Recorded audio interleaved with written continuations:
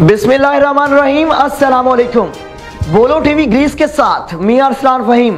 नाज़रीन, आइए आपको लिए चलते हैं आज हेडलाइंस की जानिब।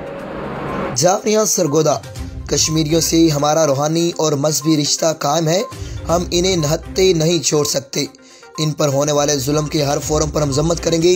इन ख्यालात का आधार मियां सैफुर रहमान, साबिक उम्मीदवार सूबाई असम्बली PP 81 ने हाजी जफर अब्बास, ब्यूरो चीफ बोलो टीवी ग्रीस से गुफ्तगू करते हुए किया।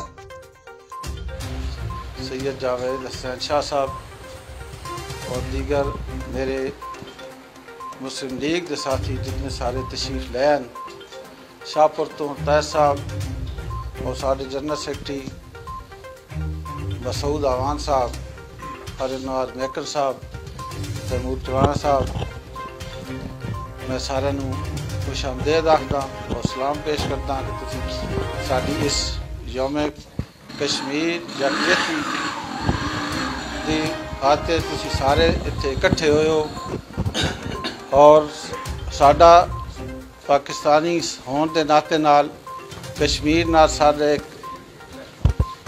बेशुमार लासानी जिहा साडा रिश्ता जिहड़ा किसी सूरत ख़त्म नहीं हो सकता और इंशाअल्लाह ताला असी हमेशा कश्मीर दे नाल हां और कश्मीरियों की जदोजहद नूं भरपूर तावन करने वास्ते असी हर वक्त तैयार हैं। तो सारे